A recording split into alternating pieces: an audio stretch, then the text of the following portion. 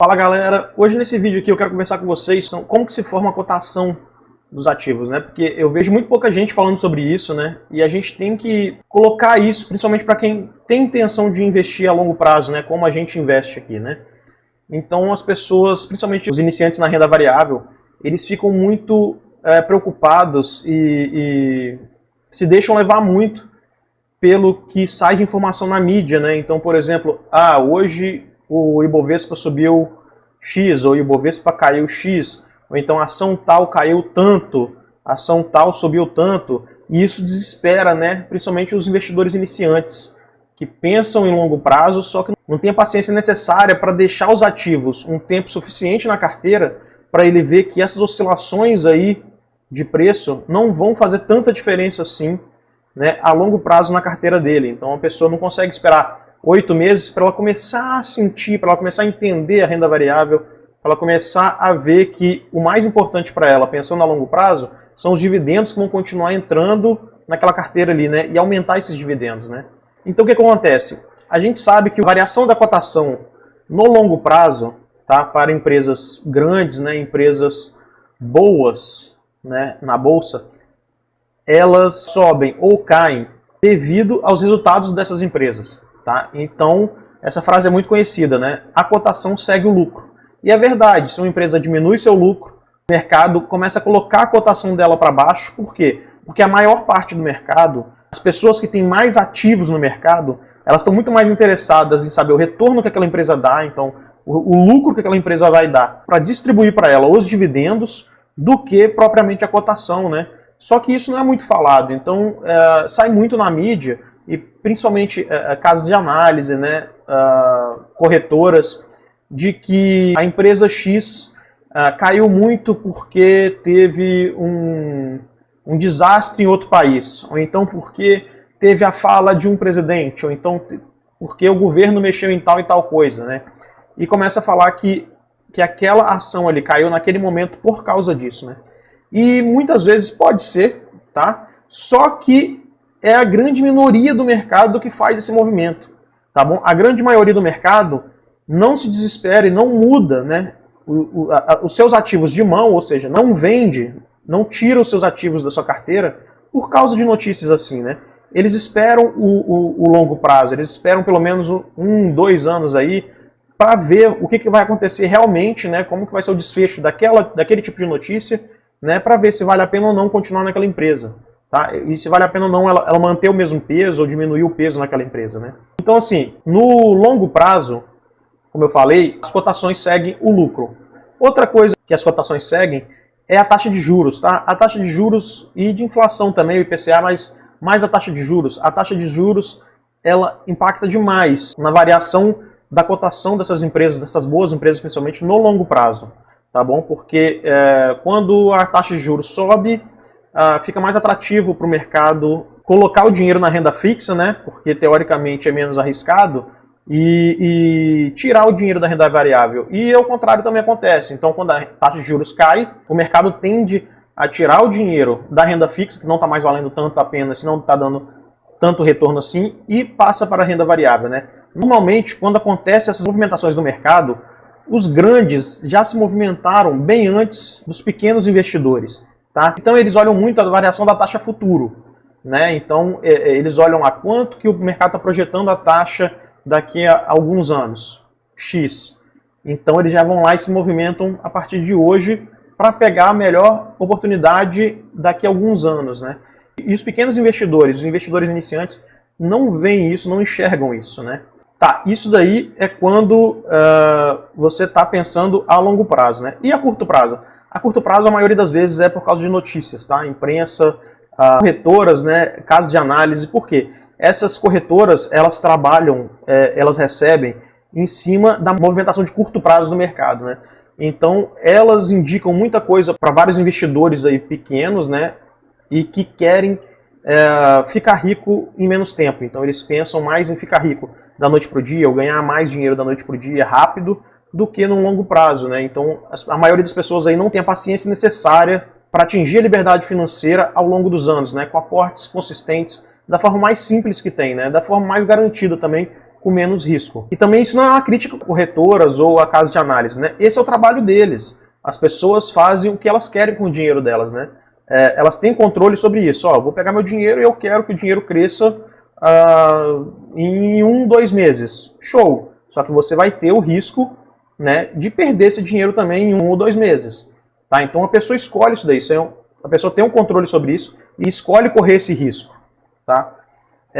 E eu quero exemplificar isso daqui para vocês na prática. Tá? Eu quero mostrar isso que eu estou falando para vocês aqui na tela do meu computador. Tá? Que é uma minoria que faz isso daí, né? Que faz essa movimentação do mercado diariamente. Né? Então vamos para a tela do computador aqui comigo. Então vamos lá, galera. Eu vou usar aqui 2 sites, tá, para mostrar para vocês, o Fundamentos e o Status Invest, tá bom? Eu só vou usar os dois porque eu uso muito, né, o site Fundamentos, tá? E o Status Invest também, tá bom?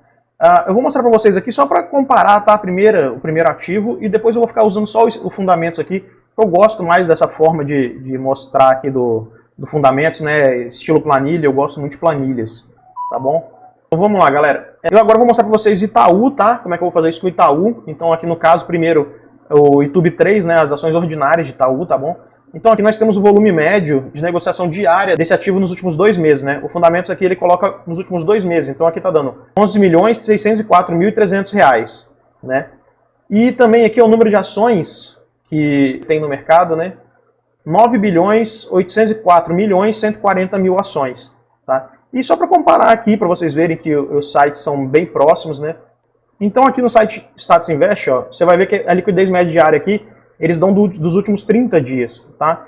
Então aqui a liquidez média diária está dando R$11.720.388,35, tá bom? E indo aqui mais para baixo, a gente vê também que o número total de papéis aqui é de 9.804.135.348 papéis aqui, né? Então tá mais ou menos próximo ali, né? Tanto o Status Invest quanto o site Fundamentos, tá?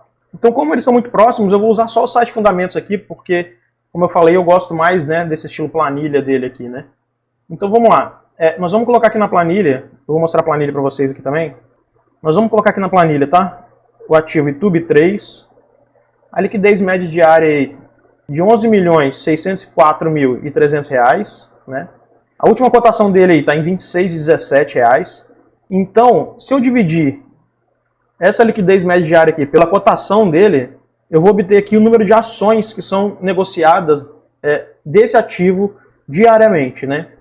E eu vou colocar aqui também o número total de ações que a gente tinha visto lá naquela hora. Foram 9.804.140.000 ações, né? Tá, então aqui, se eu dividir esse número de ações aqui, que são negociadas diariamente na bolsa, pelo número total de ações dessa empresa aqui, eu vou até puxar mais uma casa aqui, né? Você vai ver que vai dar 0,005%, né, de ativos negociados na bolsa diariamente, tá bom? Eu vou até colocar aqui YouTube 4 para a gente pegar todas as ações de Itaú, tá, na bolsa. Tá, e aqui eu vou até colocar YouTube 4 aqui para a gente pegar logo.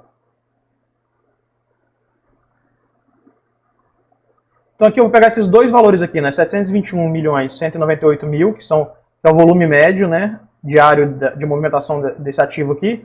E o número de ações aqui é o mesmo do outro, né? Porque YouTube 4 e YouTube pertencem a Itaú, né? Então vamos aqui para a planilha de novo. Vou aumentar aqui um pouquinho também para vocês verem melhor, né? Então vou colocar aqui YouTube 4. A liquidez média diária aí dele estava em 721.198.000. Tá? A cotação de YouTube 4 está 30,68. Então aqui eu vou fazer a mesma coisa que eu fiz no YouTube 3, né? Vou colocar aqui, vou pegar a liquidez média diária sobre o valor das ações, que vai dar 23.507.106 ações aqui negociadas diariamente, né? E vou só trazer esse valor total de ações aqui de novo, né? E vou fazer o percentual dela aqui, né? Tá, então aqui deu 0,24%, tá bom, gente? Eu vou, só para colocar aqui certinho, vou somar os dois aqui. Então se eu somar esses dois aqui, o YouTube 3 mais o YouTube 4, vai dar aí uma liquidez média diária aí deles, um total, né, de 732 milhões, tá bom? E eu também vou somar o número de ações aqui. Tá? Então eles negociam em mais ou menos 23.950.000 ações, né? Tá, o número total de ações aqui é o mesmo, né? Para Itaú. E eu vou fazer a mesma coisa aqui, né? Eu vou dividir simplesmente o número de ações que são negociadas diariamente aí pelo número total de ações, tá? Então aqui deu 0,24%. Tá, galera? E eu vou colocar aqui do lado 100 mil reais, só para a gente fazer a conta aqui. E o que que isso significa? Isso significa que a cada 100 mil reais que se tem de Itaú, vou fazer a conta aqui, ó, isso vezes o percentual, aproximadamente apenas R$ 244,29 de Itaú são negociados na Bolsa por dia. Tá? Então, olha a diferença que é. Se o investidor tivesse 100 mil reais, tá, para ele movimentar o que ele poderia movimentar ali na Bolsa, para acompanhar o que o mercado movimenta de Itaú aí por dia, seria R$ 244, né? Se ele movimentasse essa média aí diária, tá, de R$ 244, ele ainda assim estaria com mais de 99% da Bolsa, né, que deixa as suas ações guardadinhas ali, né, quietinhas ali, tá? E ele movimentaria isso daí sem risco, né, de perder o patrimônio e teria essa oscilação na bolsa que tem diariamente em Itaú, tá bom? E para fazer essa comparação aí também, eu fiz eu já peguei algumas outras ações aqui, né, e vou colocar aqui na planilha também, tá, pra gente comparar aí. Aqui, esses valores aqui eu tinha pegado do site Status Invest, tá, mas vai dar mais ou menos a mesma coisa aí, né? Então você pode ver aqui, ó, que Itaú deu 0,25 aqui pelo Status Invest e pelo Fundamentos tinha dado 0,24, né? Mas olha, Petrobras, que tem uma liquidez diária gigantesca, né? E Vale também, que tem uma liquidez diária gigantesca, né? Eles têm isso daqui de percentual movimentado na bolsa todos os dias, né? Eu vou fazer aqui igual eu fiz na outra planilha ali, né? Na outra parte da planilha, e vou colocar aqui 100 mil reais para todo mundo. Então, puxar isso aqui para baixo. E aqui eu vou multiplicar, né, esses 100 mil reais pelo percentual ali.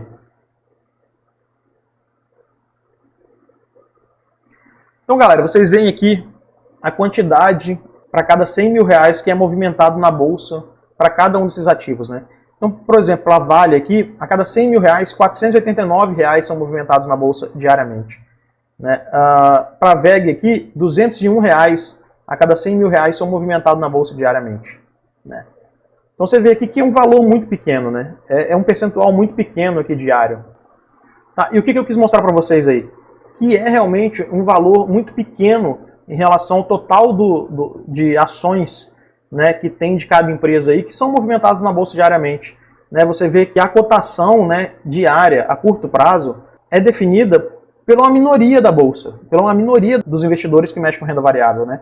A maioria, a grande maioria, né, mais de 99% dos investidores aí, deixa as ações deles ali paradinha. Né. Eles sabem que no longo prazo, à medida que essas boas empresas vão crescendo seus lucros, a cotação vai acompanhar ela, né. Então, assim, aquela frase de que a Bolsa de Valores premia os preguiçosos e os pacientes é a maior verdade que tem, né? Investir tem que ser simples, né? A não ser que você queira trabalhar com isso, né? Se você for querer trabalhar com a Bolsa de Valores, aí é outra coisa, aí é renda ativa, né?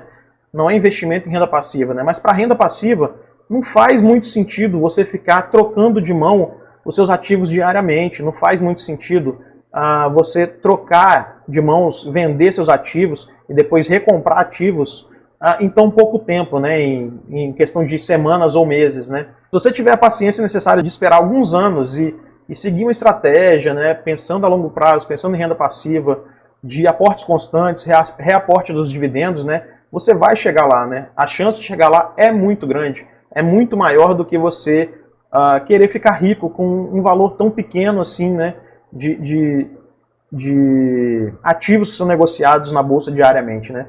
Ainda mais porque a maioria do meu público aqui não tem 1, 2, 3 milhões para aportar de uma vez só, né? A gente aporta aos pouquinhos, né? Então isso vai levar alguns anos realmente. Você tem que ter essa paciência de esperar atingir a sua liberdade financeira lá na frente, né? Muito antes do que outras formas de previdência aí que existem no mercado, né? Diga-se de passagem, tá bom? Então eu queria mostrar para vocês isso aqui hoje, tá? Porque eu acho muito interessante isso, né? E isso mostra realmente a importância de se investir a longo prazo, né? Você vê que a maioria dos investidores não fica trocando seus ativos de mão diariamente, tá bom? Era esse o recado que eu queria deixar para vocês aqui hoje. Nesse vídeo eu fico por aqui e até o próximo. Valeu!